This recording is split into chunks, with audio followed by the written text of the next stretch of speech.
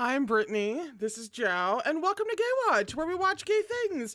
We get to continue through Volume 1 of Guardian by Priest. Previously, we had found out some things, as in, like, the two mains met, the two main characters met, and for Joe, it was like on site, and for Shen, there was we had just gotten a taste of pining, be the best word to describe it? I know, I've seen the show, but I have not read the book, so I am trying to withhold on spoilers, but at the same time, there's already a certain vibe about Shen. You know what I mean? Apologies for being a little bit late today. I'm very ADHD and kind of hyper-focused, but you know, when you're developing a book about a prince and his bodyguard falling in love, you need a reliable naming conventions across all the different kingdoms, and I was kind of zeroed in on that past the time I should have been. We are on chapter 4 on page 69. We usually read about 40-50 pages. We take a break about halfway through. And no spoilers, please, because there are always people in the chat who are reading along with us for the first time, like I am. And I believe that's it. So we're going to start. Wait, I saw something about a happy birthday, I believe, to Nimue. If it's Nimue's birthday, like today, and you're tuning into this stream, hello, thank you, I'm honored, happy birthday, I hope it's a good one, I hope you do exactly what it is that you want to do, whatever that is, and thank you for hopping on this stream for your birthday, that's kind of wild. Chapter 4. Zhao Yunlan hesitated, but then, despite the fierce wind atop the tall building, he met Shen Wei's eyes and saw himself in their depths. Himself and, somehow, the night sky, impossibly intermingled. I'm sorry, she's starting out real, we went to 11. We're gonna relive that. Zhao Yunlan hesitated. But then, despite the fierce wind atop the tall building, he met Shen Wei's eyes and saw himself in their depths. Himself and, somehow, the night sky, impossibly intermingled. I don't like her. For some reason, looking up into those eyes, Zhao Yunlan instinctively let go and placed everything, including his insignificant little life, in Shen Wei's hands. You can't be starting a chapter that way. What kind of nerve? I'm supposed to handle that immediately right off the bat? At the very beginning? Okay, we all need to take a second and get on Priest's level. He regretted it the moment he let go. Is lust rotting my brain? God knows it rots mine. So, like, I understand. From one allosexual to another.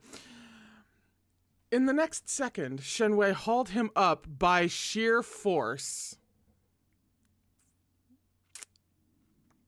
We're gonna be hot about it, I guess. His unimposing, scholarly appearance belied an unusually powerful grip. Zhao Yunlan's wrist was rapidly going numb, his fingers purpling. The friction pushed his sleeve up to the elbow, scraping a layer of skin from his forearm. Then he was being held tightly in Shen Wei's arms as they both collapsed on the roof, tightly enough that his bones creaked in protest, as though Shen Wei were hugging something he'd lost long ago. A strange feeling stirred in Zhao Yunlan when he glanced at his wrist and saw the bruises from Shen Wei's hold on it. Zhao Yunlan struggled lightly, and Shen Wei seemed to come back to his senses. He released Zhao Yunlan, adjusting his glasses as if taking refuge behind a mask. Excuse me, that was 3 paragraphs. As a worldly and experienced man, Zhao Yunlan had an exceptional gift for reading even the subtlest nuances in someone's expression. His eyes glinted. Shen Wei's awkward reaction had betrayed that he too had felt a certain pull, a certain attraction.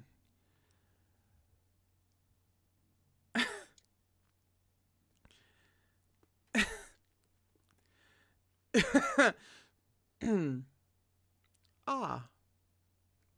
So Shen Wei hadn't been afraid of him when they first met. The stiff body language and reluctance to meet his gaze seemed more like unease rooted in shyness. You were in the nick of time. Thanks to you, I'm not swinging from the building like a pendulum for the university clock tower. Zhao Yunlan pulled a pack of wet wipes from his pocket and handed one to Shen Wei as he wiped the blood and grime off his own arm. Here, for your hands.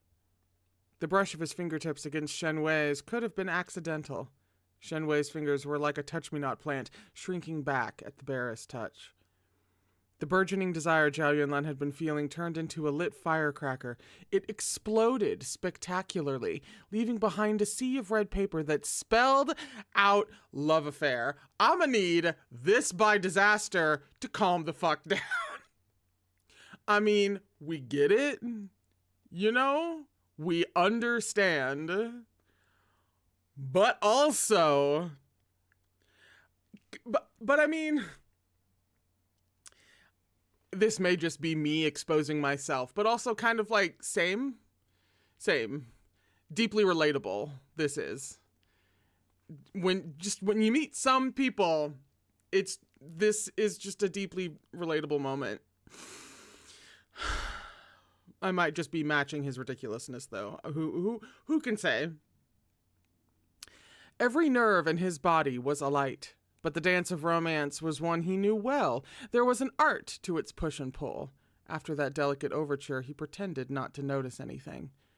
Turning to the girl on the ground, he asked, "What's the deal here, young lady? Going through a breakup? Got yelled at by a prof?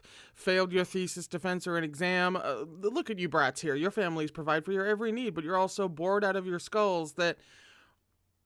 He's about to learn a lot about some things. Huh. The girl's sudden wail interrupted him as she burst into tears. Shen Wei regained his senses at last. Very low, he said, "That was too dangerous." Zhao Yunlan continued without missing a beat. "Exactly! Do you hear your professor? Don't you know how dangerous that was? But come on now. Stop crying. We'll talk once we're downstairs. We'll have the school clinic look you over, and then we definitely need to have a chat with your parents." Shen Wei stood and glared at Zhao Yunlan, then turned to the girl, face darkening. For a good half a minute he said nothing, only stared sternly until her sobs died down from fear, leaving her sniffling and hiccuping.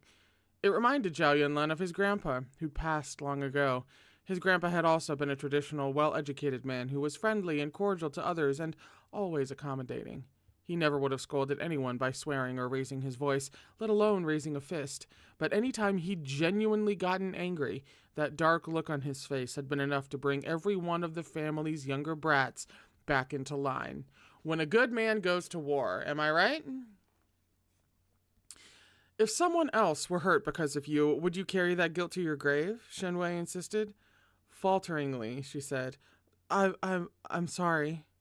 Zhao Yunlan rubbed his nose awkwardly. "Well, no harm done. But you do need to reflect on this properly, young lady. Think about yourself. Think about your parents. At your age, what's so hard that you can't get over it? Come on, stop crying and get up now. Let me take you to the clinic." He is about to learn some things on this case.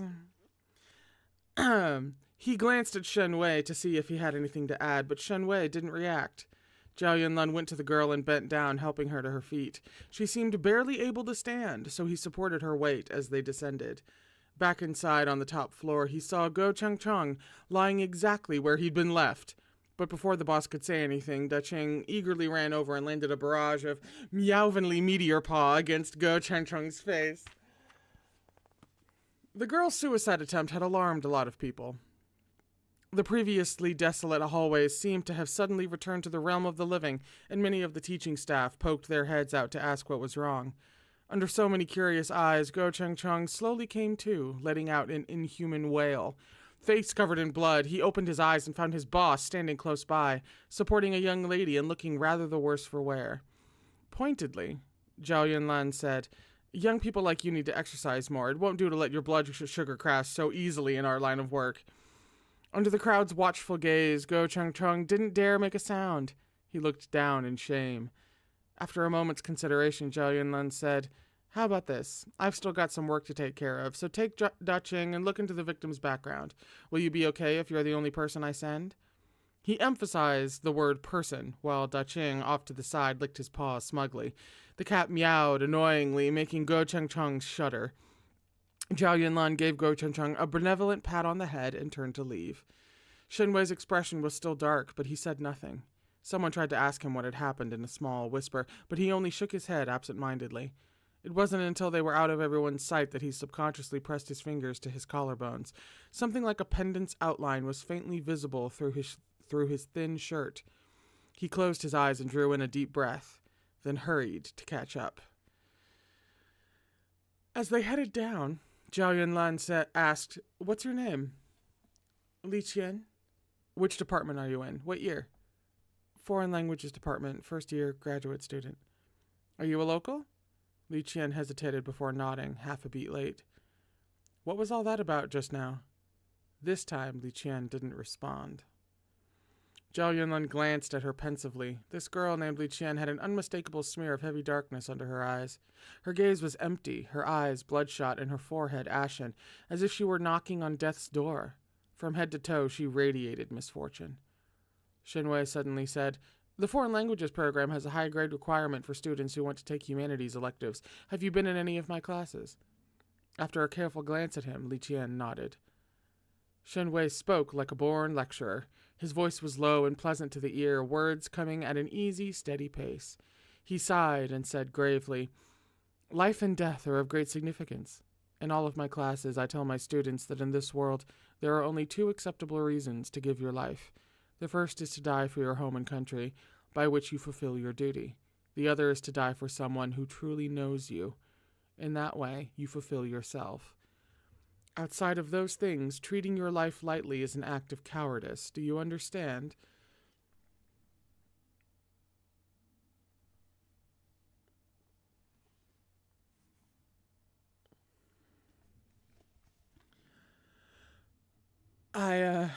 Li Qian's voice trembled, but she regained control of herself and pursed her lips.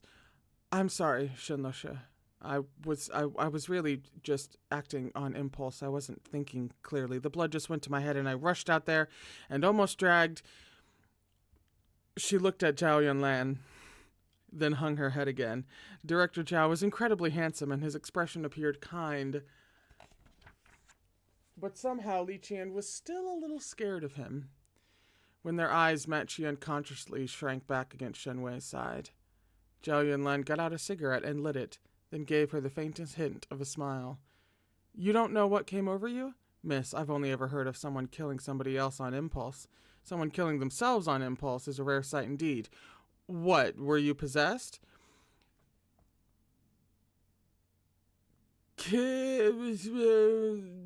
Suicidal actions on impulse actually covers a fair bit of, it's suicidal impulse. Impulse is right there in the phrase. That actually covers quite a bit of ground, but I'm not going to I'm going to let her finish. I'm not going to fully deconstruct all the things that are pinging around about suicidal ideation and all of that and acts and all that. I'm not going to dig into them now. I'm going to let her finish the case, the arc, the whatever the heck. Before, so that I'm not going to get ahead of myself. I'm going to let her finish. Where on earth was I? What, were you possessed? At the word possessed, Li Qian immediately paled. Zhao Yunlan refused to go easy on her. What were you afraid of? Tell us the truth. What exactly did you see up on the roof? Li Qian let out a dry chuckle. Just the roof. What else is there to see? Well, I saw. Zhao Yunlan gazed straight ahead and exhaled a languid breath of smoke. When you jumped, I saw a lot of people up there. They were all watching you and laughing. Li Qian hugged herself as shudders racked her body. She was clenching her teeth so hard that from up close the grinding was audible. Zhao Yunlan observed her for a moment, flicked his cigarette, and then reached out to push her shoulder. All right, in you go. We're here. After greeting the teacher on duty at the clinic's entrance, Zhao Yunlan passed Li Qian over to Shen Wei, then went to stand near the entryway, cigarette still dangling between his lips. Right out in front, there was a man-made creek with a small bridge over it. Zhao Yunlan leaned against the wooden railing lazily. Slowly, he blew a puff of smoke over his watch. The white smoke dispersed quickly, leaving a thin haze within the watch face. An old woman's face faded in and out of view as if she were meeting his gaze through the watch. The old cat wasn't wrong. A newly made ghost who died within the last 7 days, showing up on clarity in broad daylight. Not even a neighborhood committee official in life would be that fierce usually. Zhao Yunlan raised a brow as he muttered to himself. So, Granny, where did you come from? At the sound of footsteps behind him, he gently wiped the watch plate. The silhouette within vanished. Unhurriedly, he blew a few smoke rings, then turned to see Shen Wei approaching with a small tray of first aid items. Setting the tray aside, Shen Wei caught hold of Zhao Yunlan's scraped arm without leaving him room to protest. Eyes lowered, he rolled up Zhao Yunlan's sleeve carefully before reaching for some distilled water. We're here? Already? Did that happen this quickly in the show? I don't think it did. Not like, this quickly. I feel like it was in the earlier episodes, like maybe around 5 or 6 or somewhere around there. But like opening salvo? All right, everybody. I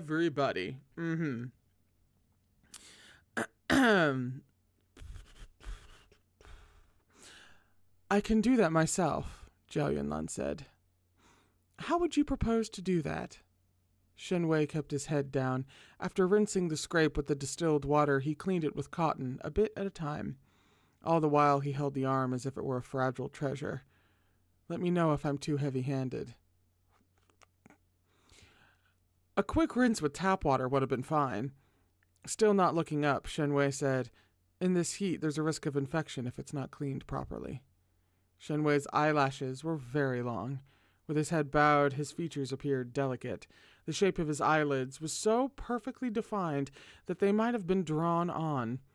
With every blink, his lashes fluttered ever so slightly, and Zhao Yunlan's heart fluttered along with them. Zhao Yunlan had extraordinary self-confidence, but he wasn't confident enough to think he could make anyone fall in love at first sight. Besides, Shen Wei looked virtuous, with a hushed, tranquil air, not the sort of shallow person whose heart could be stolen by appearance alone. Then why...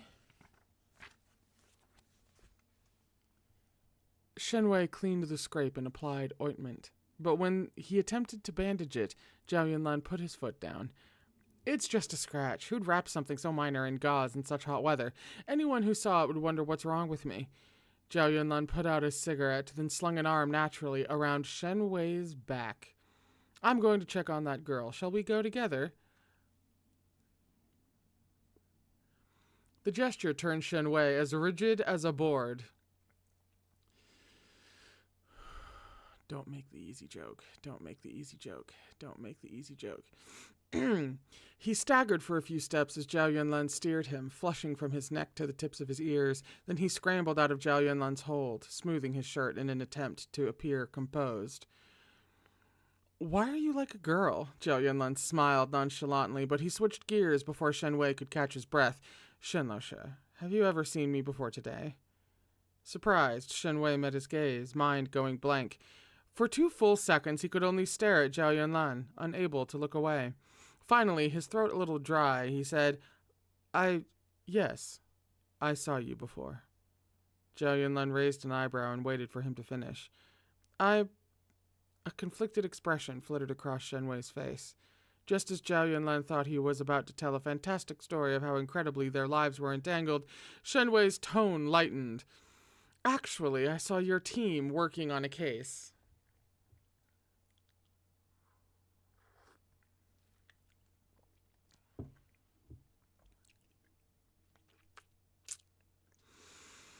Zhao Yunlan felt a sudden pang of disappointment. as though his hopes had been lifted just to be let down gently. Oh, when was that? 5 or 6 years ago, during that string of 12 suicides at the Twin Towers near Wanching Bridge. It was when I was about to graduate. I'd just moved off campus and happened to be looking at apartments in that area. Because of the deaths, business was bleak for that building, so the rent was cheap. I was one of the few people who felt brave enough to live there. Zhao Yunlan tried to recall. I was there, but I'm sure I'd remember seeing you. You didn't see me, but I was living on the top floor. I saw you, and I also saw... Shenwei paused, schooling his face into an expression of disbelief at just the right moment. I saw you capture a black shadow from one of the rooms up there. You stuffed it into a bottle, then turned to someone and said, I've caught the suspect, everyone can wrap up. Except, you were clearly the only person there. Astonished, Zhao Yunlan asked, You not only dared to live there, but lived on the top floor? You sure had a lot of guts. At the time, I didn't believe in that kind of thing. I was a poor college student. Shenwei lowered his head. Then, not making himself sound any less suspicious, he said, You can check the records. I'm telling the truth. From Zhao Yunlan's glance, it wasn't clear how much he actually believed. That's negligence on my part, he joked. Regulations say we should have wiped the memory of any bystanders, but the success went to my head, and I didn't notice you. My sincere apologies. Did you feel like your whole atheist worldview completely collapsed back then? Shenwei offered a strained, reserved smile, but didn't answer. When the two of them entered the clinic, they found Li Qian sitting up in bed in the room she'd been put in, holding a glass of hot sugar water the doctor had given her. She was backlit against the window, making her expression seem even gloomier. Zhao Yunlan raised a hand and knocked on the door. Li Qian looked up in alarm. Recognizing him, he slowly let out a breath of relief.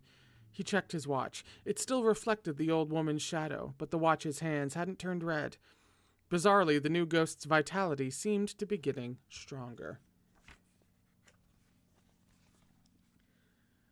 If signs of death appeared on a living person, it meant their life was about to be snuffed out like a candle. But what could it mean to see life blooming on someone who was dead? Was she about to reincarnate? As Zhao Yunlan pondered it, he boldly sat on the bed across from Li Qian and got out a notebook. Okay, Tongshui, I still need to ask you a few things. Tongshui? Li Qian looked at him, her face pale. Since Shen Leshe had made it plain that he knew the nature of Zhao Yunlan's job, there was no need to beat around the bush. Bluntly, Zhao Yunlan asked, Have you recently been able to see things you shouldn't have? Li Qian's expression of utter terror was all the answer he needed. I understand now. Zhao Yunlan stared at the spot between her brows. He leaned forward slightly, hand resting on his knee. But I can tell your third eye hasn't been opened. Theoretically, you shouldn't be able to see anything. Were you touched by these things because your birth chart is too troubled, or did you mess with something you shouldn't have? Birth chart has a footnote. The Chinese birth chart is a series of 8 characters assigned to you based on the, new word, sexagenary? Cycle calendar. I'm assuming that means 6 cycle calendar. 2 characters each are assigned according to your birth year, month, day, and hour, forming 8 characters in total. It is believed that one's fate can be told from their birth chart. Chinese astrology. Shit, yeah. How have I never heard exactly of the sexagenary cycle calendar, though? Like, when it comes to Chinese astrology, I just haven't heard that. I'm looking into that, though. I would love to see I would love to dig into Eastern astrology, to be honest. It's very interesting to me, and extremely helpful when you're creating characters and such.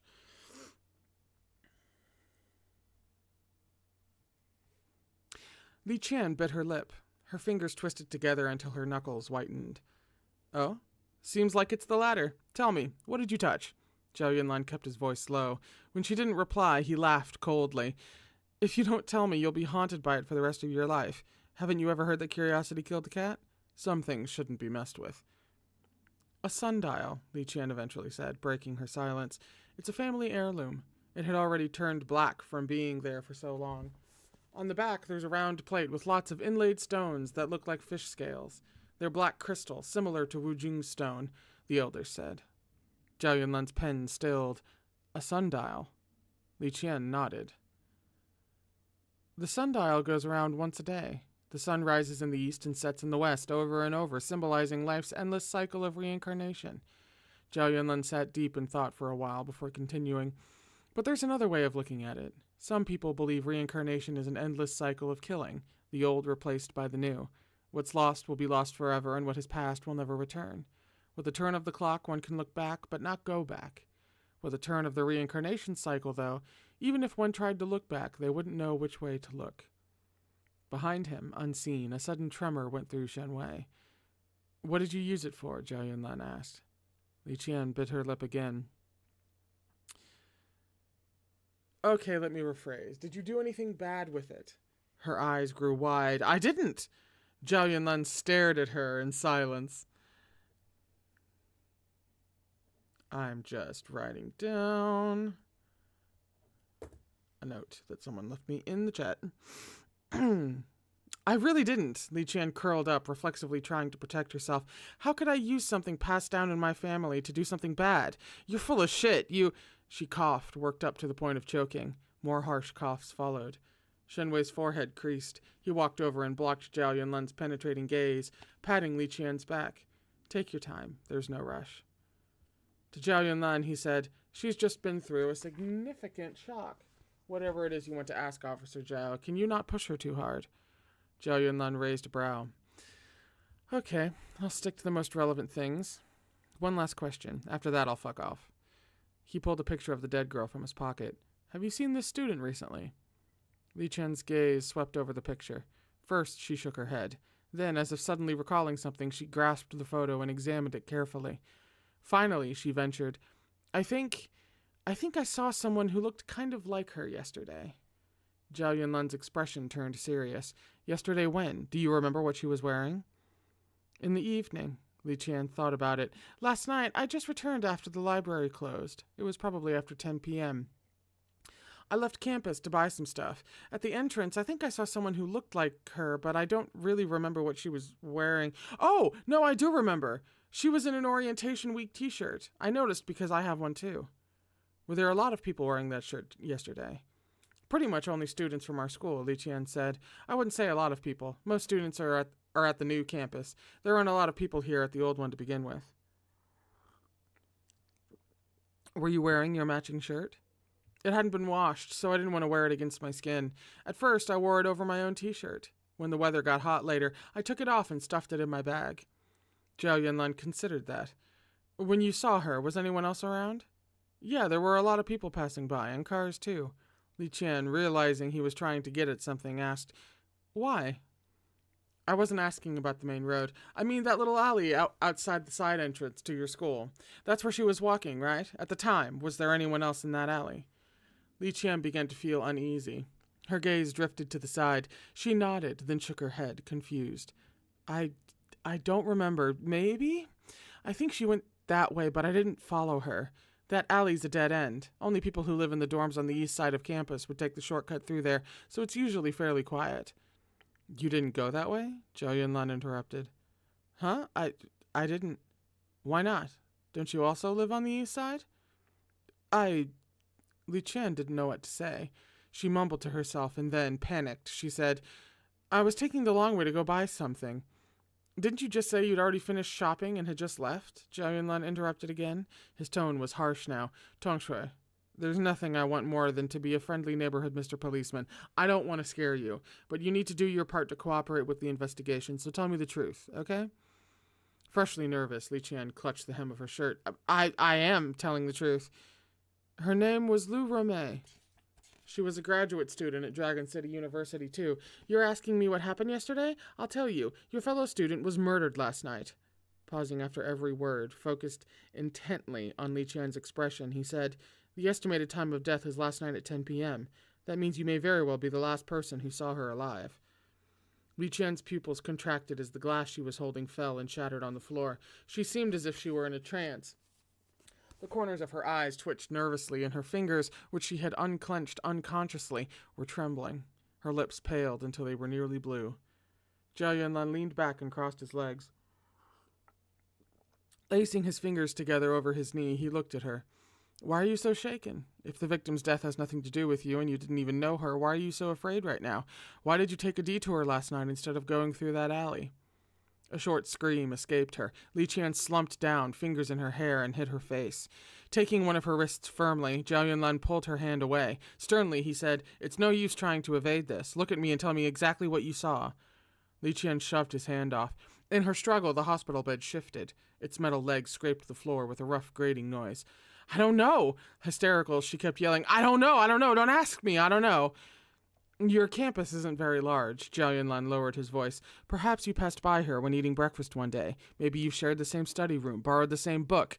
Do you want to know how she died? When we found her, her corpse was lying all alone in the alley. Something sharp tore her open and half of her organs were dug out. We don't know for sure what happened to them, but there was a chunk of her intestine with teeth marks on it, so it's reasonable to think her killer ate them. All that blood, it was all over the ground. The bloodstains are still there. Also, did you know..." Li Qian began to scream wordlessly. Zhao Yunlan was unmoved, as if he had a heart of metal or stone. He didn't let up. She was still alive when her belly was ripped open. She had to see her own liver, kidneys, and stomach lifted out of her body. She would have been able to hear the chewing as her organs were eaten. Can you imagine what that must have been like? Already hoarse from screaming, Li Qian crumpled to her knees on the floor, curling into a ball with her arms around her head. The doctor on duty heard the commotion and hurried over. "What happened? What's going on?" Zhao Yunlan thrust his work ID under the doctor's nose, then reached out and shut the door in his face. "Sorry, police questioning. Give me another 5 minutes. Thank you." Folding his arms, Zhao Yunlan leaned against the door. He looked at Li Qian again and repeated himself a third time. "Tell me, what did you see?" Abruptly, this time she answered him. A shadow." His expression went solemn. He went back to her in large strides and squatted beside her. "What kind of shadow?" Shen Wei couldn't help but speak up. "Both of you be careful of the glass." He grabbed a broom from the corner and swept the shards off to the side. After a moment's hesitation, he asked, "Should I leave?" and turned to his student. "Here, how about I get you more water?" Zhao Yunlan waved the offer away. "No, it's good that you're here. Don't leave. I don't have a female coworker with me, and it's against regulations to question her alone." As he spoke, he helped Li Qian uncurl and sit up, then handed her a packet of tissues from the little side table. "What kind of shadow?" "Take your time." "When she passed by me, I saw her school t-shirt and realized she was a fellow student. So I greeted her even though we didn't know each other. She just said, 'Excuse me,' and rushed past. That's when..." Li Qian looked up, shuddering violently. Her eyes were bloodshot. "That's when I saw her shadow. Her shadows. She had more than one." Softly, Shen Wei said, "Multiple light sources will create multiple shadows, perhaps." "That's not it. It wasn't like that," Li Qian cut him off, voice trembling. "It wasn't that kind of shadow. It appeared out of thin air when there was no light. It was so much darker than the other shadows, and, worst of all, it didn't move with her." The room was suddenly, eerily still. Li Qian shook as if her bones were about to come apart. Shen Wei paused, bent over, and patted her head comfortingly. "Tongshui, please try to be calm." "I saw it, Shen Lao. I swear I saw it." Li Qian grabbed the hem of his shirt and burst into tears. "It kept following her, I saw. The second she walked into that alley, it suddenly stood up like a real person. I was so afraid I ran for my life. I thought I must have been dreaming or having a hallucination, you see? But then you just had to ask me. You had to tell me that she's already... At that point, she seemed to remember Zhao Yunlan's description. She jumped up, pushed Shen Wei away, and bolted to the corner where she threw up. There was a rebuke in the look Shen Wei threw Zhao Yunlan. "Don't worry," Zhao Yunlan said. "This is a pretty minimal reaction. You weren't at the scene this morning. One of our newbies puked so much he practically turned into a sea cucumber." Context aside, that's a good joke. Shen Wei's gaze turned helpless. He shook his head and went into the hallway, where he got a bottle of water from the doctor, who'd kept looking inside. Then he let Li Qian rinse her mouth and helped her back up. Li Qian couldn't stand quite on her own, but she stumbled back to the bed with Shen Wei's help. Eyes dull, she looked at Zhao Yunlan. "It killed someone, and it'll kill me too. I saw it. It won't let me go, will it?" Zhao Yunlan didn't answer the question. "Can you describe it for me?" "I didn't get a clear look, but it was human-shaped. When it stood up, it must have been about this tall." Li Qian gestured with her hands. "All black and a little short, so it looked a bit fat." Zhao Yunlan's pen stopped moving. Brows furrowed, he repeated, "A little short and a little fat." She nodded. "Is it possible that it's not actually short? Could it have run off as soon as you saw it, so it hadn't managed to stand up fully?" Li Qian stilled, her reaction even more delayed than before. Then she lowered her eyes, evading Zhao Yunlan's gaze, and nodded again. It's possible." Something odd entered the look he was giving her. "And then?" "Well, then I ran." She kept her head down, and Zhao Yunlan scrutinized her in silence. Her fingers were tangled together, the tips turning white. Finally, Zhao Yunlan let it go. He ripped a page from his notebook and wrote down a string of numbers. "If there are any clues, or if you remember anything new, please contact me as soon as possible. My phone is on 24/7. Thank you for your help." He shoved the note at Li Qian and stood up. "I'll see you off," said Shen Wei. "No need," Zhao Yunlan replied. "I'm going to have a smoke outside first. You talk to her. I was a tad brusque just now, so I might have scared the kid. My apologies." Shen Wei looked at Li Qian. It was impossible to know what she was thinking. She showed no reaction at Zhao Yunlan's words. Once Zhao Yunlan was gone, a cigarette already between his lips, Shen Wei asked Li Qian, "Are you hungry? I can get you some food from the cafeteria later." He kept his voice as gentle as possible. With Zhao Yunlan's departure, the oppressive feeling he brought with him also dissipated. Li Qian found it easier to breathe, and exhaustion finally caught up with her. She shook her head weakly. "Good cop, bad cop indeed." Shen Wei said, "Then I'll get the doctor to come stay with you for a while. Rest here for a bit. Once you feel better, you can go back, okay?" Li Qian nodded. He began to leave, but after 2 steps, a thought struck him. He turned back. "Do you have any money on you? If not, how about I leave some with you for now?" It was clear he meant well. With great difficulty, Li Qian mustered a smile. "Thank you, but there's really no need." Shen Wei sighed, as if there was something on his mind. Eventually, he said, "Some lies are told deliberately, Tong Shui, while some are not. The former serve to deceive others, while the latter deceive oneself. Either way, it's very sad." Shen Wei keeps dropping knowledge. The words were general, though. The words were general enough, but Li Qian froze. Shen Wei dropped his gaze. "Never mind. I wish you well." Having said that, he acquired a small bottle of ointment from the pharmacy next door, then hurried outside. Zhao Yunlan was still in the hallway, in the middle of a call. "I looked into it. This time it's the other side's problem, not ours." It was a woman's voice on the line, but not Wang Zheng's. This woman spoke in a sibilant way, dragging out her final syllables in a faint hiss. It gave her voice a flirtatious note. "Last night, as soon as the gates of the netherworld opened, a dozen registered netherworld souls went missing. Most of them were newly dead, not even 7 days post-mortem. 1, they still yearned for the mortal world, and 2, they didn't understand the rules. But it's fine. They can't cause too much trouble. What is a real problem is that a hunger ghost apparently also escaped in the chaos." "I'm sorry, a what escaped?" Zhao Yunlan thought he'd misheard. "A hunger ghost." "How could they let a hunger ghost loose in the mortal realm? Are they trying to lose their jobs?" If fury could burn, Zhao Yunlan would be a fire hazard. "The Netherworld's current government really isn't up to the job. The other side's always been like that. They'll show up if they think it'll benefit them, but they'll vanish into thin air at the first sign of trouble. It's not like any of this is news to you." The woman paused. "One more thing. We got a message from him. I think he's probably going to stop by personally, but I don't dare open it to be sure. Hurry and come back." "Why would he be coming?" Zhao Yunlan's brow creased. "Okay, got it. Meanwhile, I have a few tasks for you. First, the murder happened right across from University Street, and there's a security camera at that intersection. Maybe it caught something, so get that footage. Second, look into Li Qian, a first-year grad student at DCU. She's studying foreign languages. And third, see if the other side can tell us about an old sundial made of black stone with fish scales carved into it. Find out exactly what it is." Glimpsing Shen Wei's approach from the corner of his eye, Zhao Yunlan lowered his voice. "That's all for now. I have to go, so I'll talk to you later. Keep me posted on any developments." In the blink of an eye, Zhao Yunlan banished the irritation from his face as he turned, an old pervert magically transforming into a young bohemian. Gently and with great courtesy, he said, Ah, no. Shen Lasha, you're much too polite. No need to walk me out.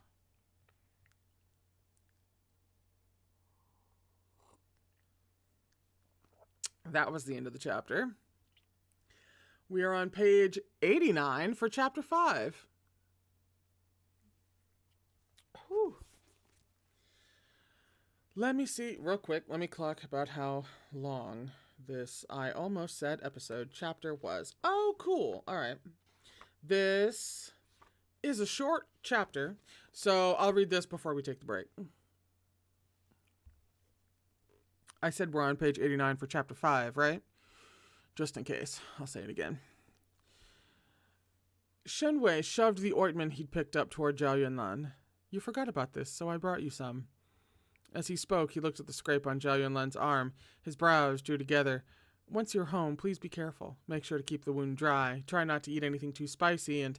He trailed off. Zhao Yunlan was staring at him in silence. Uneasy, Shen Wei asked, What is it? Zhao Yunlan responded by changing the topic entirely. Shen Lasha, are you married?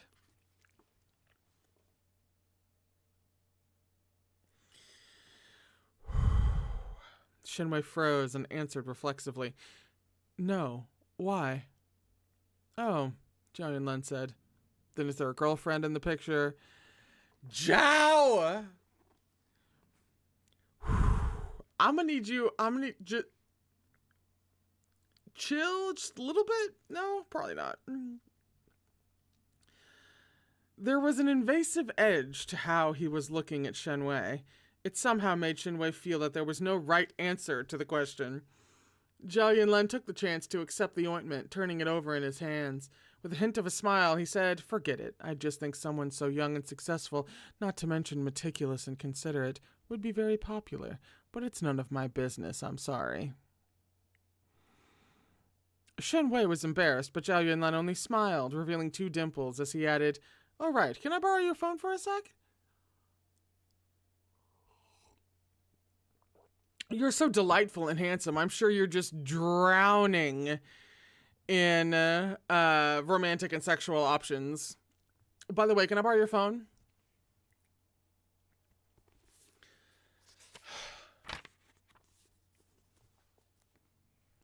He got his phone out, but Zhao Yunlan didn't take it.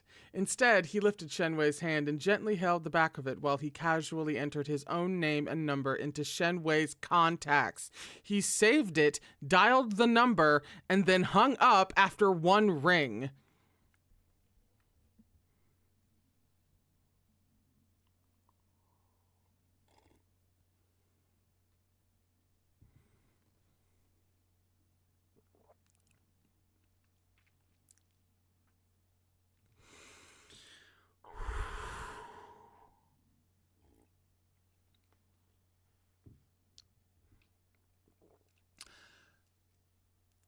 Just making sure you have my contact information, he said, pretending to be serious.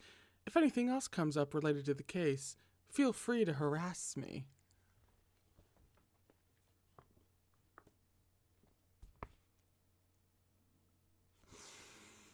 Then he tossed the little bottle up in the air, caught it, and waved to Shen Wei. Thank you so much. I have to go, but after I've closed this case, I'll be sure to treat you to a meal, Shen Lasha.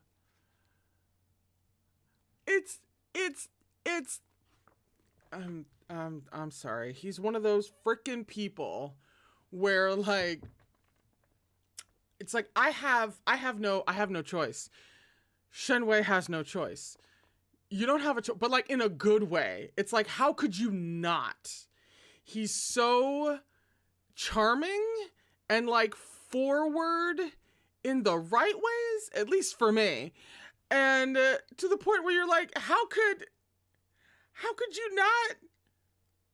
A little bit. Like, he's just so you're really hot. I'm sure you get, dates all the time. Why aren't you married exactly? Here's my phone number. Oh, I've already got yours. I'll take you out to dinner later.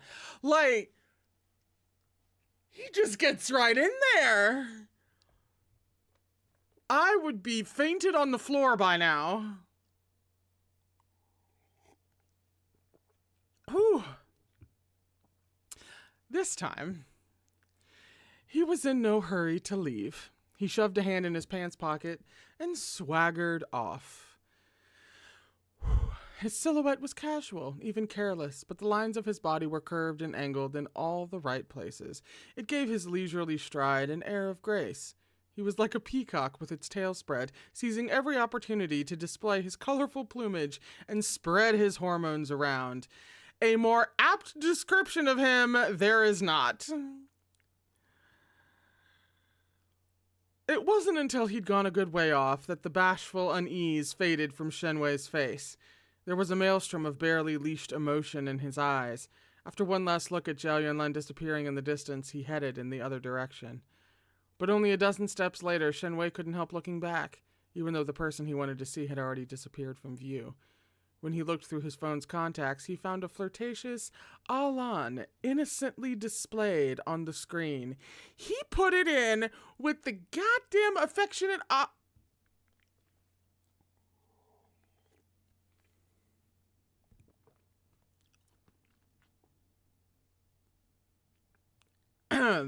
As he silently drank in those two syllables, he felt as if a knife were slipping cleanly through his heart, turning the softest part into a bloody pulp. Finally, his narrowed lips locked the words away where no one could hear them. Shenwei lifted his fingers and caught the faint scent of Zhao Yunlan's cologne. Closing his eyes, he took a slow, deep breath. He didn't know what cologne it might be, but from the very first whiff, it was as if the scent had been haunting his dreams for years on end. What exactly? I'm mad at the peacock emojis in the chat right now. What exactly does your average person know when cracking this open for the first time? Because just on the back, they don't necessarily allude to very much. But if you're just looking up to, I was like, oh, I want to read Guardian, you find out the descriptions. Do they mention certain things? Because I'm just wondering what I can and cannot talk about, spoiler-wise, which is going to be difficult to answer me with, considering that there are other people in the chat who are reading along for the first time. I'll have to look it up, I suppose. We know nothing. We know nothing. Thank you, Nimue.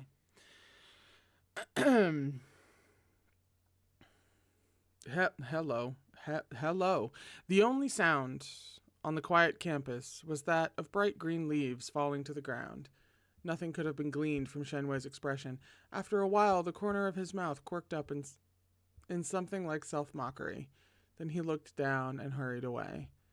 For that brief moment, as he glanced down, the faint desolation evaporated. His face tightened, as if carved to reveal a silent, murderous intent. As for Go Cheng-chung, the stupid kid had been tasked with getting a sense of the situation.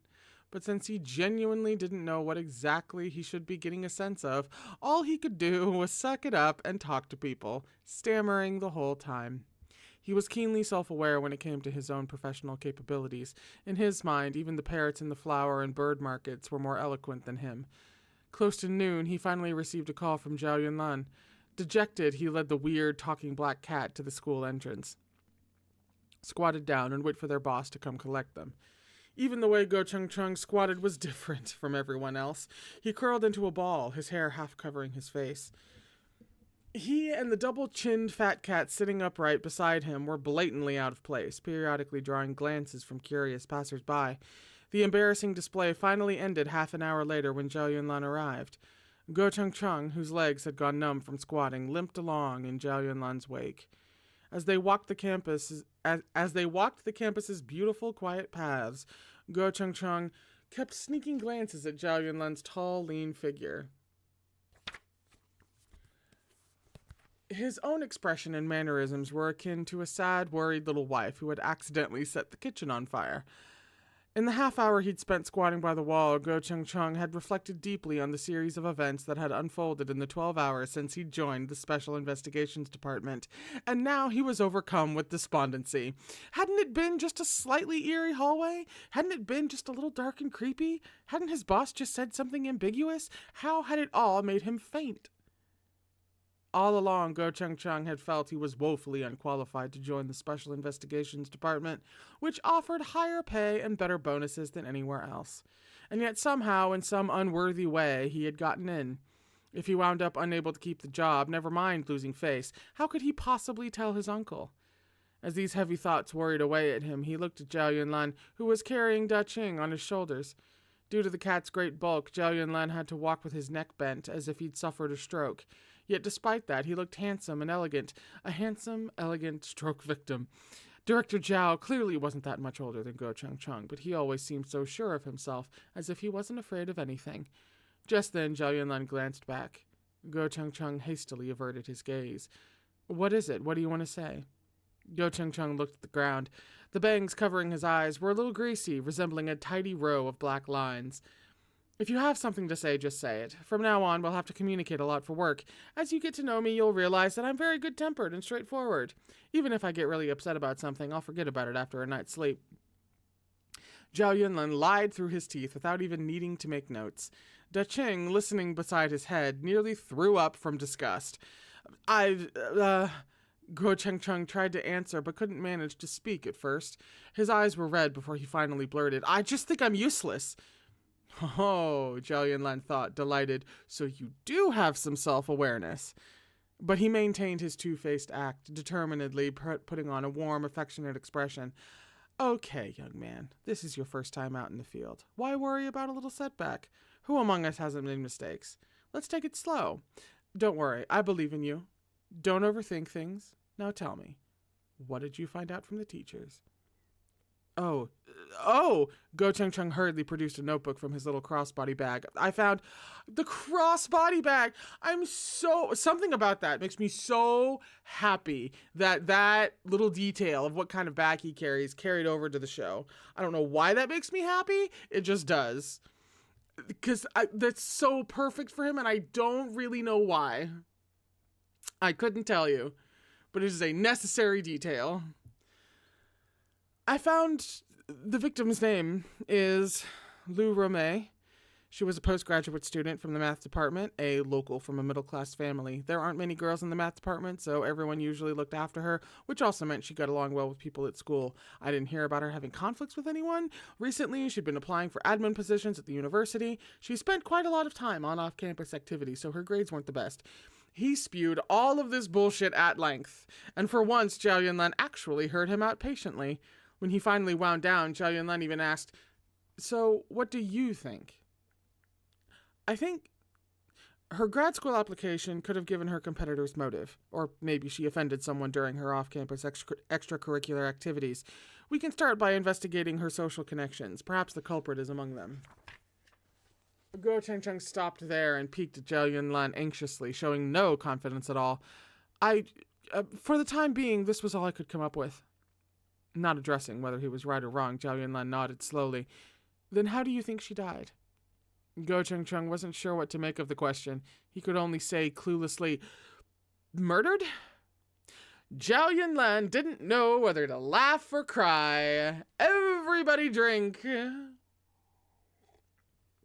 This has become a bit of a pastime here at Gaywatch reading streams. We read Heaven Official's Blessing a while ago, and that is an extremely common phrase to be found in that series. And now, even though it's generally just a Chinese phrase from what I understand, that's fairly common, even when it pops up in other things, you have to take a drink at not knowing whether to laugh or cry.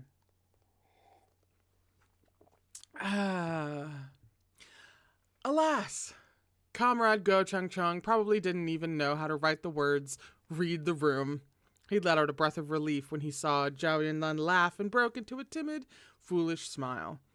Director Zhao had never had to deal with such a weirdo. There was no way out of this excruciating situation but to push through, no matter how much internal damage he had to suffer in silence.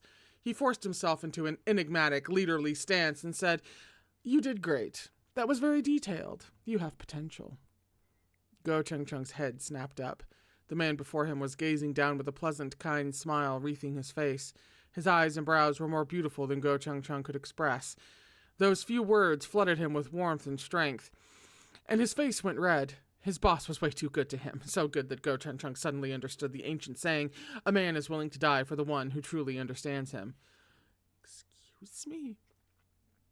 If Director Zhao cherished and valued him like that, even his life wouldn't be too great a sacrifice. Oh, honey, we gotta get you some self-worth.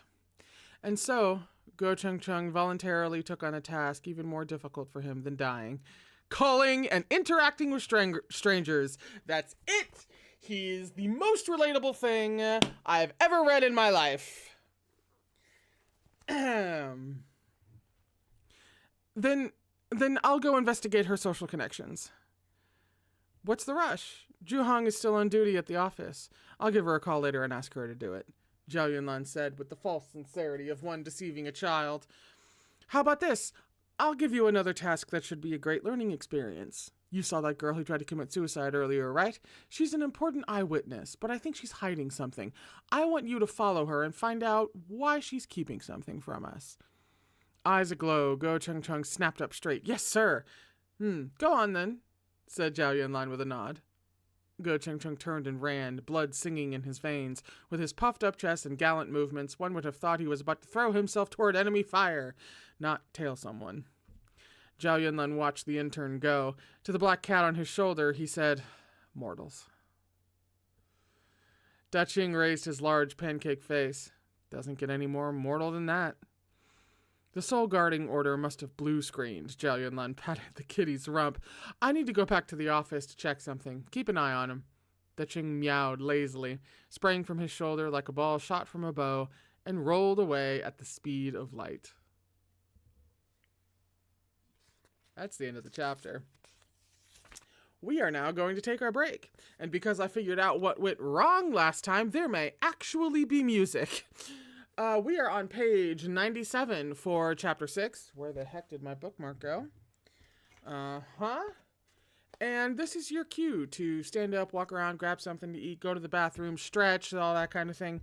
And we will be back in just a few minutes to keep reading with chapter 6 of volume 1 of Guardian. Now, let me actually get you guys some pleasant interim music here. I'll see you on the other side of the break.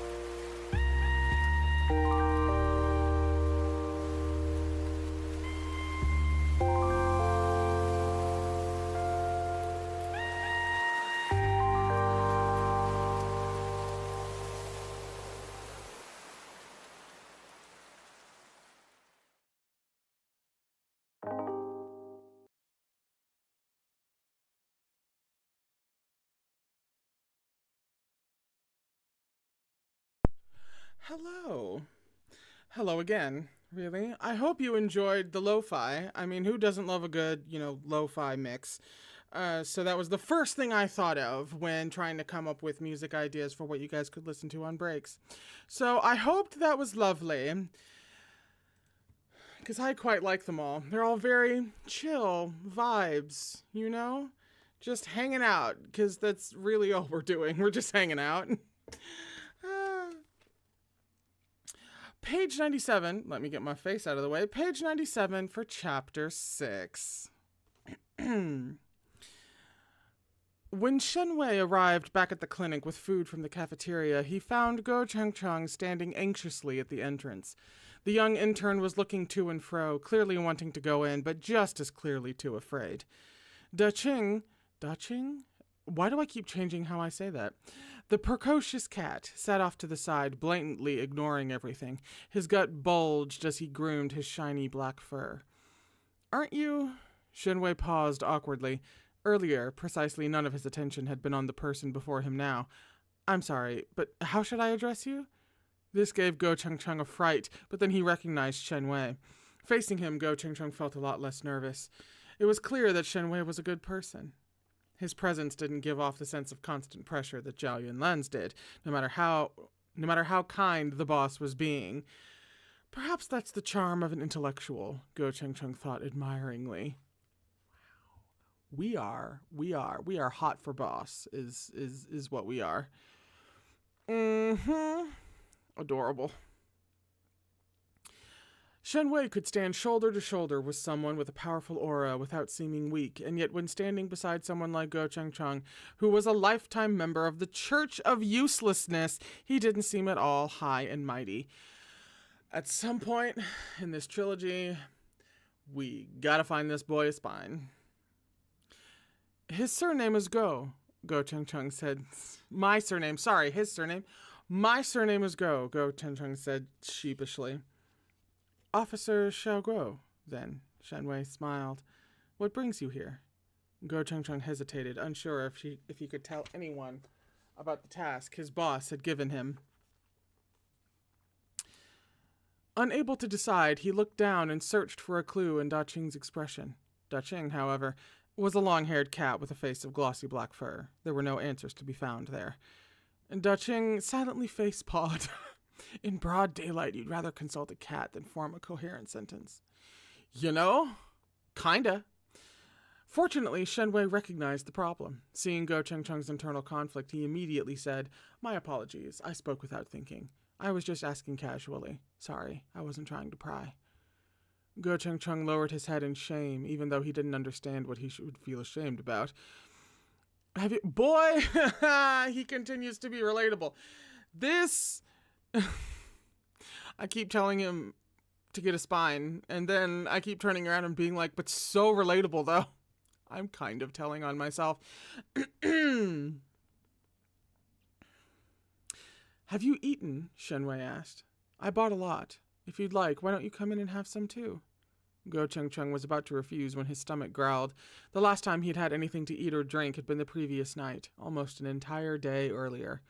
While he wavered, trying to decide, Shenwei successfully lured Da Qing. Come, kitty, I bought milk. The doctor on duty probably went to eat too. We'll be quiet and not let anyone see.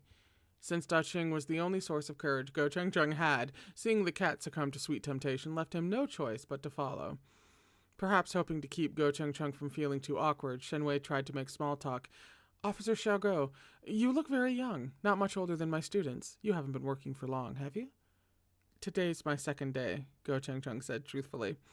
Shenwei smiled. Then you really might be right around my students' age. How does it feel to join the workforce? It didn't feel so great, to be honest, but Go Cheng Cheng still considered his words carefully. It's... all right.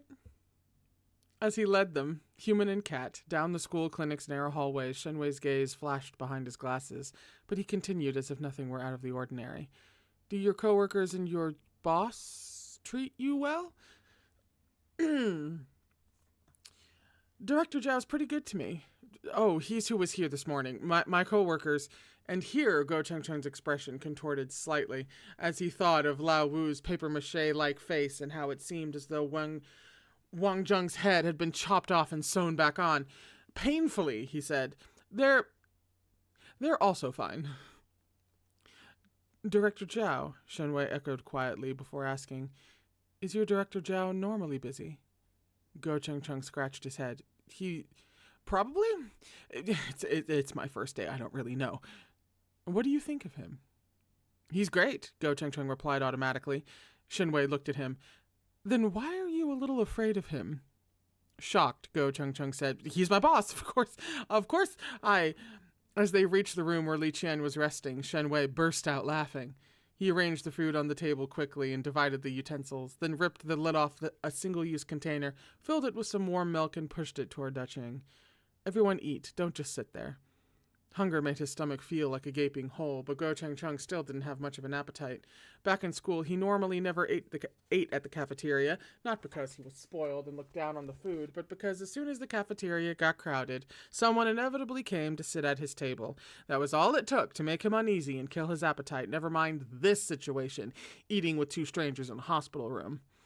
Li Qian had even less appetite. Given her current mental state, if the doctor hadn't pronounced her fine, Shen Wei would almost have suspected she was on drugs. He also realized that if he didn't say anything, the only sound in the entire room would be Dacheng drinking milk, which was painfully awkward. There was no choice but to keep up the small talk. He asked Li Qian, you said you are local. Do you live far away? If so, you should go home and rest for a few days. I'll talk to your advisor for you if necessary. Her chopsticks paused imperceptibly as she hesitated. Finally, she said softly, My family is making funeral arrangements at the moment. There are a lot of relatives coming to stay, so there's no room for me. Shen Wei stilled. Li Qian poked at the rice in her bowl faintly with her chopsticks and added, My grandma passed away 2 days ago. He apologized at once. I'm sorry. I didn't realize. My condolences. Li Qian lowered her head without responding.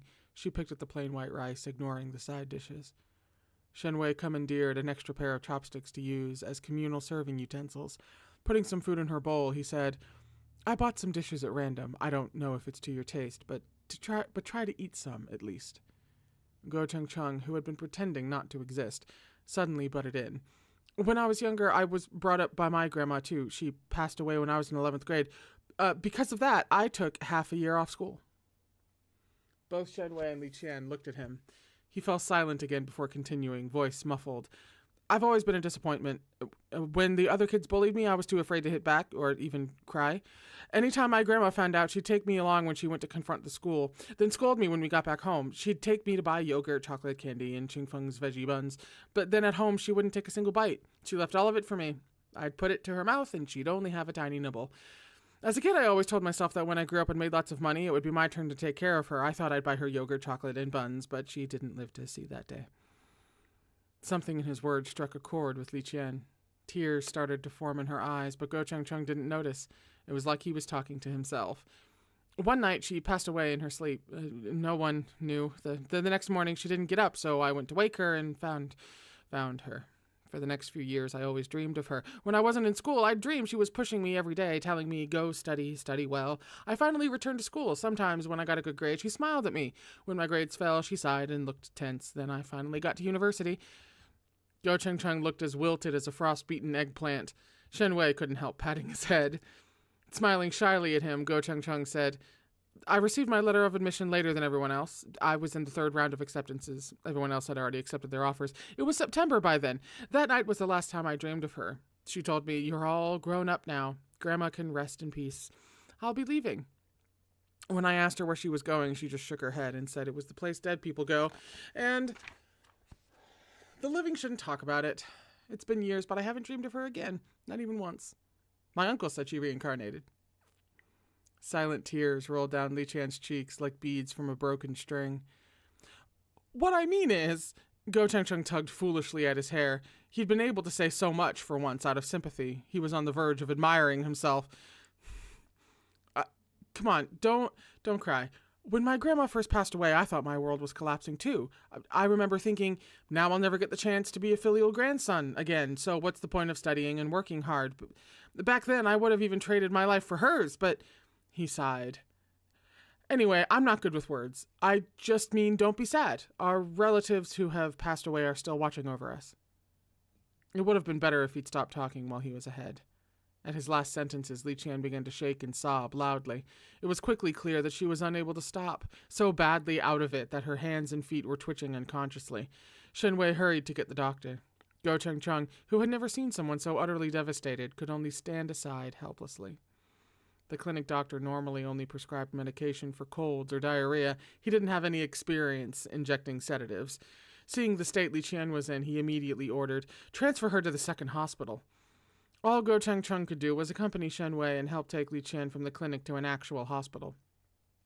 Sitting in Shen Wei's car, holding a girl he didn't know, who was practically at death's door, Go Cheng Chung watched Dragon City University fade into the distance through the window. More than ever, he felt that working just sucked. Shen Wei wasn't Li Qian's advisor, her guidance counselor, or someone responsible for overseeing her political ideals. As someone who simply taught her in an elective, he had truly gone above and beyond. Or at least, Go Cheng Chung had never seen such a good professor at his own sad little school. It was Shen Wei who checked Li Qian in at the hospital and paid up front for the visit. Once she'd been admitted to the emergency room, Go Cheng Chung even saw Shen Wei in the hallway, calling his colleagues to get contact information for Li Qian's family. His tone remained even and scrupulously polite, but Go Cheng Chung could still tell there was a problem. While Shen Wei was on the phone with Li Qian's father, he kept stopping mid-sentence as if constantly interrupted. Eventually, Shen Wei lowered his phone helplessly, then pinched the bridge of his nose and dialed another number. Call after call after call went exactly the same way. As Go Cheng Chung looked on, he thought that Shen Wei didn't look like a professor informing a student's parents about her health, but like a petitioner begging for action. He was speaking to Li Qian's birth parents, her uncles, and her aunties, and everyone passed her along like a hot potato. Ultimately, not a single person said they'd come to see her. Even Go Cheng Chung was a little angry. What the fuck? Domestic woes were outside the jurisdiction of even an honest, upright official. If that was simply what her family was like, there was nothing Shen Wei could do about it. After the final call ended, he folded his arms and leaned against the wall, frowning. The professor had broad shoulders, a slim waist, and long, slender legs. His shirt cuffs were securely buttoned, and a pair of rimless glasses perched on his nose. All in all, he looked like a perfume ad model, exuding an air of forbidden sex appeal. What kind of intrusive gay-ass thought is this? I'll let him finish. He stood there quietly for some time. Go Cheng Chung half expected him to open his mouth and curse, but Shen Wei still said nothing. Eventually, his brow was still furrowed. He looked up and smiled amicably at Go Cheng Chung. "Thank you, Officer Xiaogo. You've worked hard today. Why don't you head on back, and I'll take care of things here. I don't want to get in the way of your other work." I don't have any other work," Go Cheng Chung mumbled. His eyes happened to meet Da Ching's as the cat was trying hard to stick his head out of his bag. Under that dark green gaze, he suddenly blurted, "Director Zhao just told me to follow her. He didn't say what exactly he wanted me to investigate and didn't tell me when I should go back." After the burst of resolve that Zhao Yunlan had tricked out of him had faded, Go Cheng Chung had come to a realization about the arbitrary task he'd been given. He was slow, not stupid. Tailing a sickly young lady wasn't some kind of challenging assignment. Director Zhao probably thought he was underfoot and had found some way to get rid of him. It was true that he had no skills and could be nothing but trouble. Only nepotism had gotten him into the SID, and in less than 24 hours he'd already messed up more things than he could count. Who would want such useless trash around? Honey! Baby sweetie sugar! Ugh! Very fortunately for me, he's relatable to a past version of myself. I mean, he's still kind of relatable now, but not nearly to the degree that he used to be. "Your Director Zhao doesn't think that," Shen Wei said, his attempt at comfort tinged with exasperation. "Don't overthink it." Go Cheng Chung's depression turned him into a mushroom-shaped storm cloud. Just then, the doctor came out to inform them that Li Qian had suffered too much shock. That, combined with relentless negative emotions, malnutrition, and low blood sugar, had resulted in her extreme reaction. He had already administered a sedative, so she was asleep. He suggested that she stay at the hospital for observation. Shen Wei had no choice but to fill out yet more paperwork for an overnight stay. The unlikely trio, 2 humans and a cat, stayed with Li Qian until the sun set heavily in the west, and still not a single family member came to see her. Shen Lashe? Does her family not care about her? Go Chengcheng asked quietly. Shen Wei didn't know what to say. He only sighed. Go Chengcheng sat at Li Qian's bedside and suddenly grasped why she was so sad, why her emotional reaction was so extreme, why she'd sobbed to the point of convulsions and had even tried to jump off a building. Perhaps the only person in the world who'd loved her was no longer there. Why hadn't I gotten there yet? I was just getting there. This was perfectly timed. Perhaps from now on, there was no one to care about her happiness, anger, sadness, or joy. No one would be watching over her, encouraging her to test her wings while also wishing she could stay a little longer in the nest.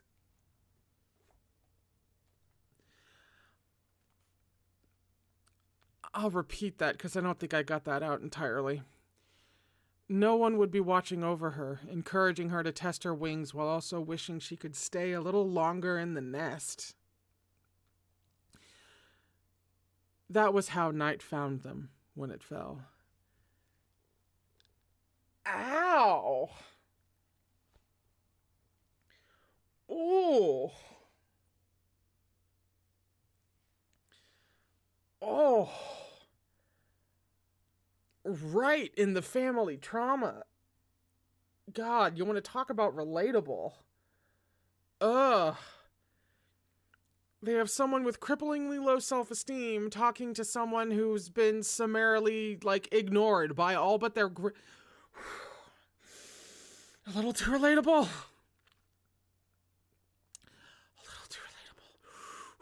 Okay.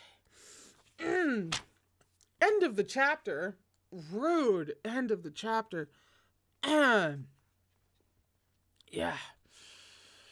Oh, yeah. My genuine sympathy, empathy, and deep relation to anyone who also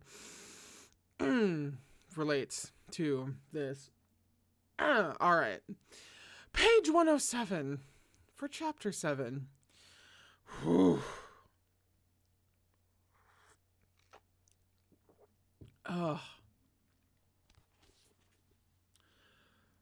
Right here. Rewind it. After parting ways with Guo Chengcheng, Zhao Yunlan drove back to 4 Bright Avenue. Once there, he headed straight in and watched the security footage from the intersection outside DCU's main entrance 3 times, start to finish. By daylight, the office looked far bleaker. The only person on duty in the criminal investigation unit was a female officer who might have been in her 20s. A simple ponytail highlighted her pretty forehead and a clear complexion that was accentuated with light makeup. She was in uniform, at least from the waist up. Her lower body was covered by a blanket, and she sat very still in her seat.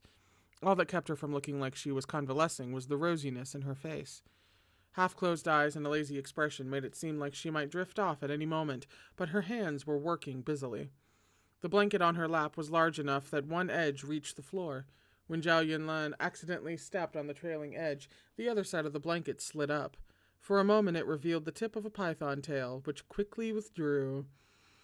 The woman's attention remained fixed on the security footage. Without looking, she reached down absent-mindedly to adjust the blanket. Oh! Art! The nameplate on the corner of her desk read, Ju Hong. Oh, there she is. Our lovely snake lady.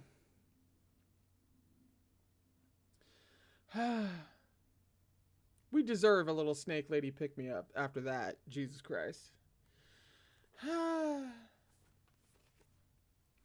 The security footage wasn't very clear.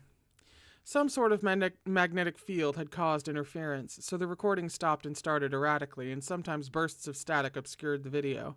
What could be seen wasn't terribly revealing, since the murder had taken place in the small alley by the school's side entrance, and the camera was filming the intersection outside the main gate.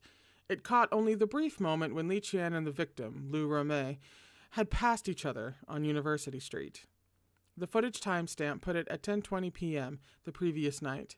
Things played out just as Li Qian had described. She left the school and crossed the road to a small supermarket, went inside, and came out after 5 minutes. On her way back, she happened to cross paths with Lu Romei, at whom she nodded politely. At Zhao Yunlan's request, the footage was now paused just moments later. Lu Romei had crossed the street and was about to enter the alleyway. Li Qian seemed to glance casually at Lu Romei. The poor quality of the video made it hard to see nuances in her expression, but what she'd seen in that glance had sent her reeling, staggering back in shock. Zhuhong stared at the screen for a while, and then her eyes finally came fully open. The pupils in those otherwise ordinary almond eyes were inhuman vertical slits. The effect was deeply unsettling. Is she looking at what's under the streetlight? Zhao Yunlan nodded. Can you make the area around the streetlight any clearer? Zhuhong zoomed in, but it didn't do much. No, I've tried my best. In a few days, I'll send you to start a part-time graduate degree. Go upgrade your technical skills. Zhuhong patted her lap, what would have been a human woman's thigh. That would take at least 2 or 3 years. And I'm like this once a month. How exactly would I explain being absent so often? Without hesitation or batting an eye, Zhao Yunlan said, You'd tell them it was menstrual cramps, dumbass. I mean, I was thinking the same thing. She absorbed this in brief silence, then said, You're always destroying my romanticized fantasy of you, boss. You're the one who has the nerve to fantasize about your boss. Zhao Yunlan lightly pushed down on her head. Are you trying to lose your bonus?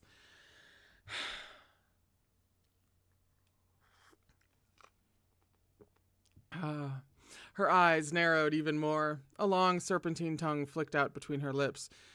If you take me to bed for just one night, you can stop paying me entirely. I'll work for free. Hello? Slightly different from show version of her. Zhao Yunlan gave her an artificial smile. Really? Zhuhong was silent again, struck by the feeling that their shameless boss might really be capable of selling his body for profit. Propositioning your boss during work hours, Zhao Yunlan pointed at her. Very good, Comrade Zhuhong. You'll be our department's representative to the party seminar this year. Get ready to work on your thinking and awareness. Wishing she'd shut her mouth sooner, Zhuhong hastily tried to move on. If whatever's there isn't visible in the footage, it must not want to be seen, except by someone with the third eye. That girl was probably only able to see it because she'd used the reincarnation dial. You managed to find something about that old sundial? Zhao Yunlan asked. Actually, when you mentioned the old sundial this afternoon, it made me think of something. She bent over and took an old thread-bound account book from a drawer. I borrowed this from the Netherworld. You can take a good look through it when you have time. Legend has it that the first of the hallowed artifacts from the Netherworld is called the Reincarnation Dial. Its base was made from the shards of the three-life rock, and the scales on its back were from a kind of black fish found in the Wangchuan River. The fish are 3 chi. The fish are 3 chi, 3 kun long. Their fins are hard as crystal and all point in the same direction. Kun long, or Sun long. Now that I say it, has a footnote. 1 chi is 33.33 centimeters, and 1 kun is 1/10 of a chi, or 3.33 centimeters. Lengths. Got you. Gotcha. Zhao Yunlan nodded for her to continue. Zhuhong flipped the account book open. Only the so-called 4 hallowed artifacts of the Netherworld, including the reincarnation dial, are mentioned in here. It doesn't explain where they came from or what became of them, but based on recent events, it seems like they've ended up in the mortal realm. Her tapered fingers slid across the page, and Zhao Yunlan's gaze followed. Under the words reincarnation dial, he saw a little note in a smaller font that said, Life Lending. Life lending? Zhao Yunlan's brows creased as the unusual new ghost following Li Qian came to mind. What did you find out about Li Qian? Did anyone around here die recently? Someone who hasn't yet passed their first 7 days? Yes, Zhuhong said. If Li Qian's grandma passed away at the end of August. Zhao Yunlan leaned back and slowly lit a cigarette. That must be it, then. No wonder the old lady's soul can appear in broad daylight if the 3 life rock is blocking her soul's passage. I wonder why that girl was spewing lies, but borrowing life from the elderly? How could she do such a thing? No, that's not it, said Juhong. The reincarnation doll represents the sun rising in the morning and setting in the evening. Just like how the scales of the black fish in the Wangchuan River only lie in one direction. It's only possible for an older person to borrow time from someone younger, not the other way around. Director Zhao, I think you've misunderstood her. Juhong reached out a hand. Out of nowhere, a piece of rice paper drifted down and landed in her palm. Li Qian's name was written on it, followed by her birth chart in smaller text, and then 2 blurry lines. It was hard to make out what exactly was written there, but it was clear that the words had somehow been changed. The netherworld looked into it for me, she said. Li Qian's state of death was altered, yes, but her lifespan wasn't lengthened. It was shortened. Zhao Yunlan arched an eyebrow, mildly surprised. Reincarnation dial. Reincarnation dial. Thrice around the stone of 3, half your life for half of mine. Born apart but die intertwined, Juhong recited, then continued. It means someone with the hallowed reincarnation artifact can use it to exchange half of their own remaining life to bring back someone who's already dead. After that, when one of them dies, so does the other. 2 years ago, Li Qian's grandma was coming to the end of her life. That was most likely when the girl used half her own life to bring her back. After you called, I dug into her background. Li Qian's address is registered locally, but before that, she and her grandma lived in the countryside. I called the local village officials, and they told me Li Qian was raised by her grandma. Her parents were always busy with work out of town and never really went back. And what's more, Li Qian has a younger brother. This was all back when the one-child policy was at its strictest, so, you know.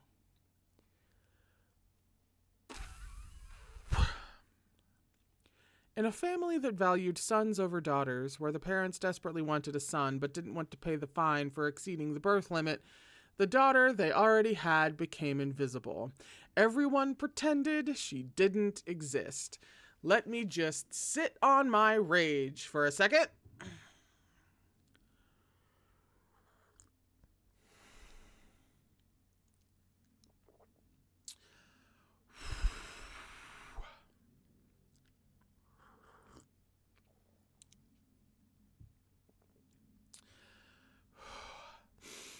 We're breathing. It's okay. Juhong continued. The village head said the old lady had a sudden stroke 2 years ago. No one thought she'd made it, but she had a miraculous recovery, just with some side effects. She was later diagnosed with Alzheimer's, what used to be called elderly dementia. I think it was probably caused by nerve damage from the stroke. At first, she was just forgetful, but it kept getting worse. She began to have trouble recognizing faces, and her intellectual capacity declined. Then, 6 months later, Li Qian was accepted into her master's program here in the city. Her parents had no choice but to bring the aging grandmother and their kid here. So this life for life probably happened when Li Qian's grandma was sick. Zhao Yunlan flicked his cigarette. Somewhere back in her hometown, she came across that ancient heirloom passed down through the generations. It all adds up, but I don't see why she can't talk about it. Why did she need to lie to me? Perhaps there were extenuating circumstances. Juhong spun her chair around with her wrist on the armrest, split-pupiled gaze coming to rest on Zhao Yunlan. The frightening eyes of a cold-blooded creature somehow seemed unusually warm and gentle on her face. Think about it. If there was someone in this world you loved enough that you'd sacrifice half your life for theirs, how would you feel if they then started vanishing from your life again?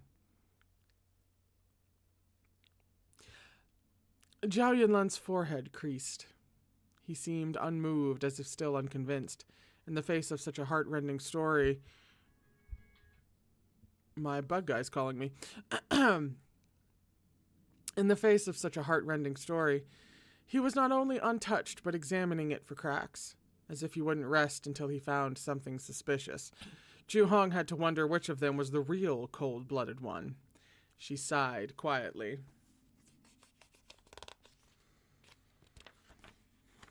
With a shrug, Zhao Yunlan said, "Okay, Miss Ju, lay it out for me."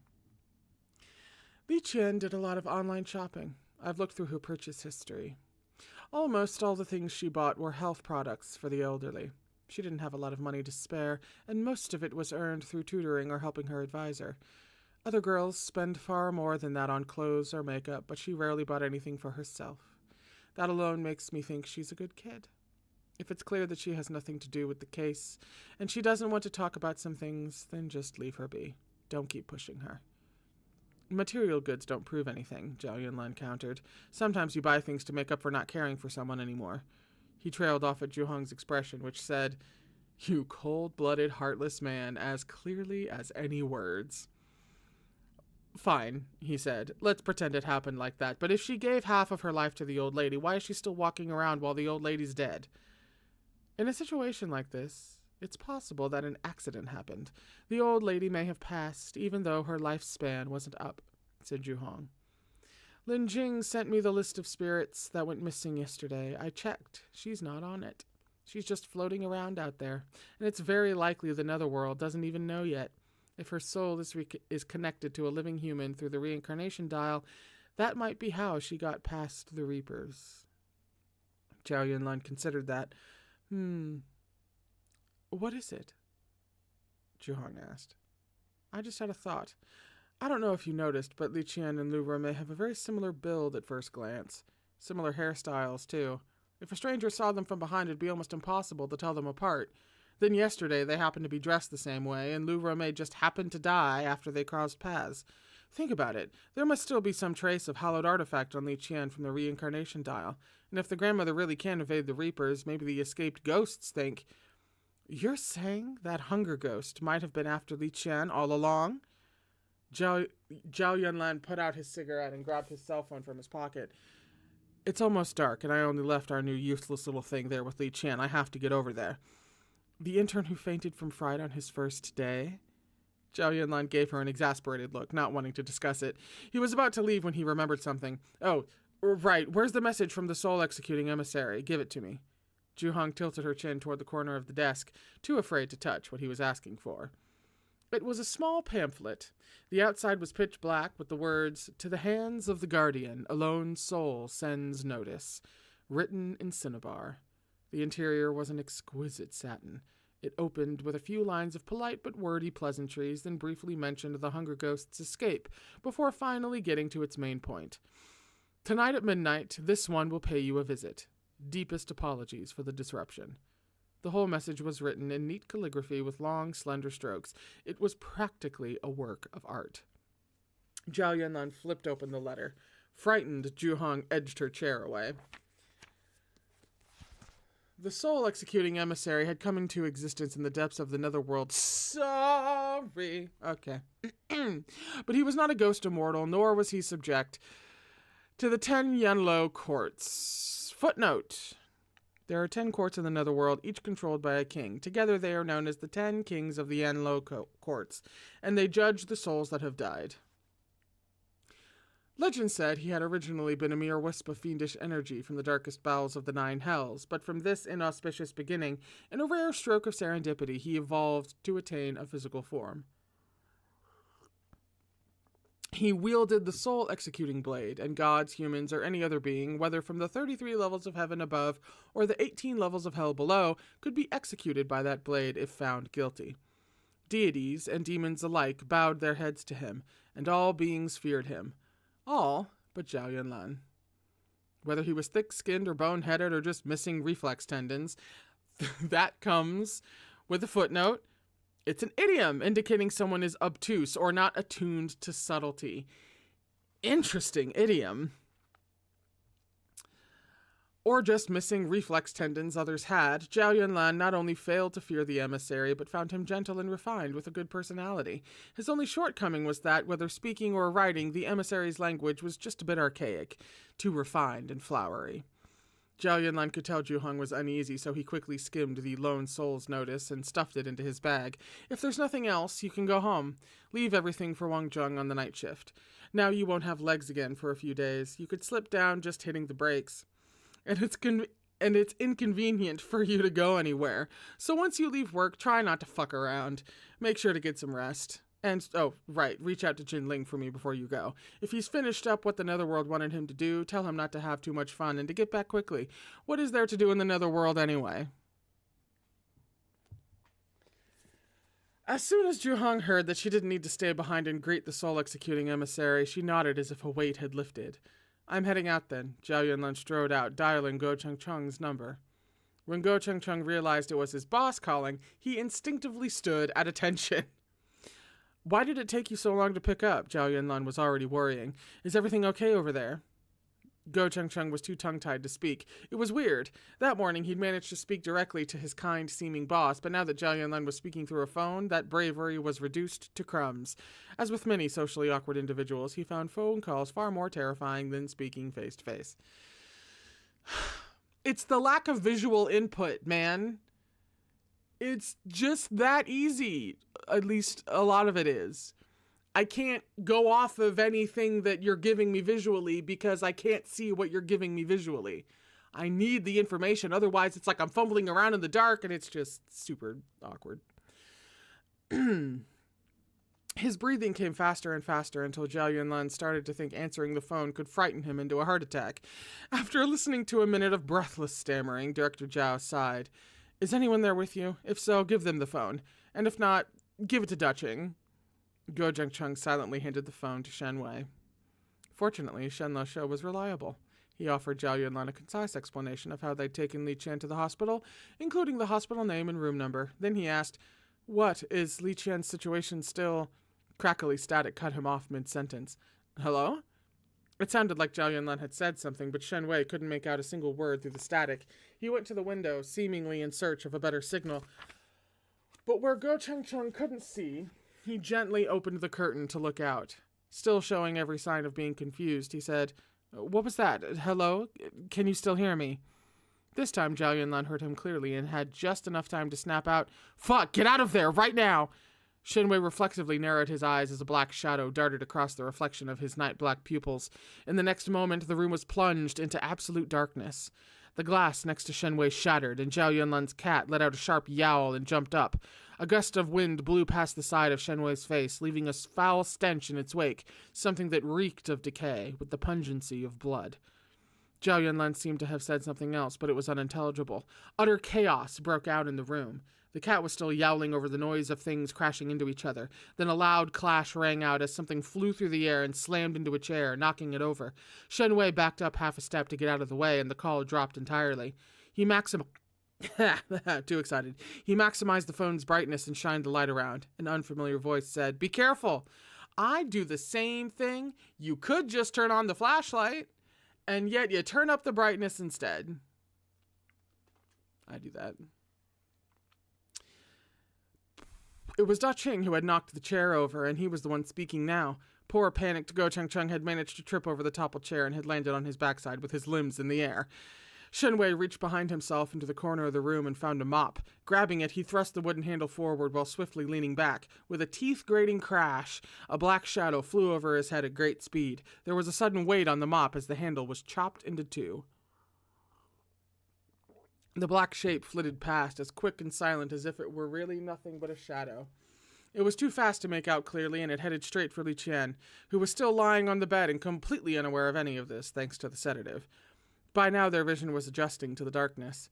In the cell phone's dim light, Shen Wei got a good look. The thing's mouth gaped wider than 90 degrees, giving its head the appearance of a sliced open watermelon. Go Chengcheng didn't even have time to pass out. He could only stare, eyes huge and mouth hanging open. His heart rate hadn't even picked up, but his mind had gone blank as a whiteboard. His blood all rushed to his extremities, and his skyrocketing blood pressure made his head feel as if it had doubled in size. There was only a voice inside, wildly yelling, What is that? What is that? That shadow was revealed to have a human shape. Its long body and stick-like limbs resembled a skeleton's, but it had a massive belly that bulged out terrifyingly. Its arms had become a pair of large sickles. As it roared soundlessly, they slashed down ruthlessly toward Li Qian's abdomen. Belatedly, Go Chengcheng's scream found its way out of his throat. He gave 3 shrieks in quick succession. Shen Wei's expression darkened as he took a brisk step forward, but before he could act, a human figure was suddenly interposed between the shadow and Li Qian. It was an old woman who had appeared out of nowhere.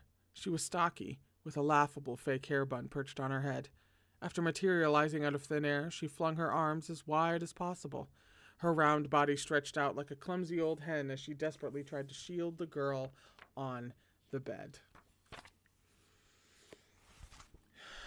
Quick as lightning, Shen Wei stepped back as if he hadn't moved. No one noticed as he hefted the metal chair that Da Qing had knocked over and hurled it at the shadow.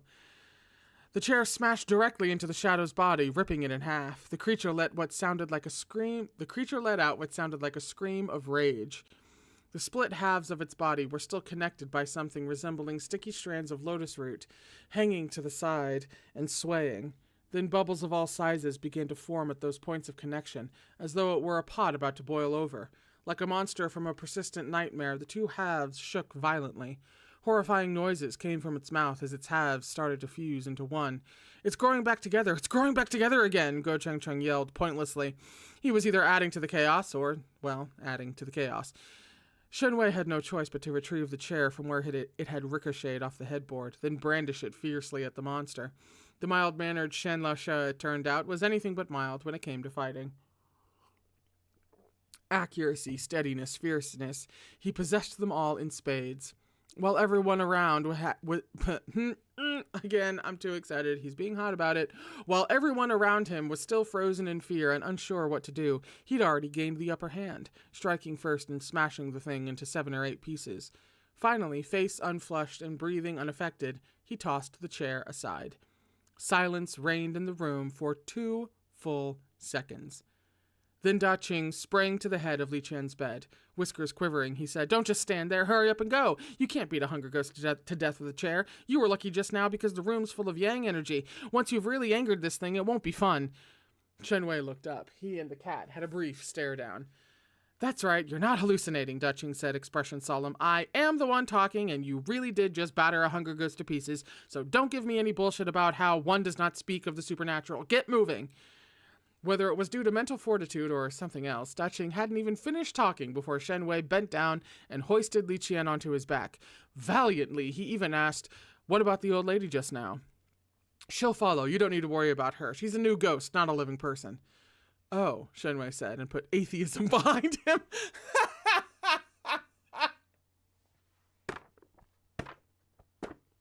That's the best in medias res reconciling the existential I have ever seen. That's so good. "Oh," Shen Wei said, and put atheism behind him. "Officer Xiao Go, keep up." Just, ghosts. Okay, not an atheist then. Ghosts are real. Moving on. That was so good. That was so good. Oh, that might be my favorite character moment of anything so far. Go Cheng Cheng was still gawking, his neck stiff as he contorted himself into an awkward shape. Shen Wei, carrying Li Qian, raised his voice sharply. "Officer Xiao Go!" Struggling to get his limbs under him, Go Cheng Cheng got up as if he'd just woken from a dream. Enough with the eyes! Open the door for me!"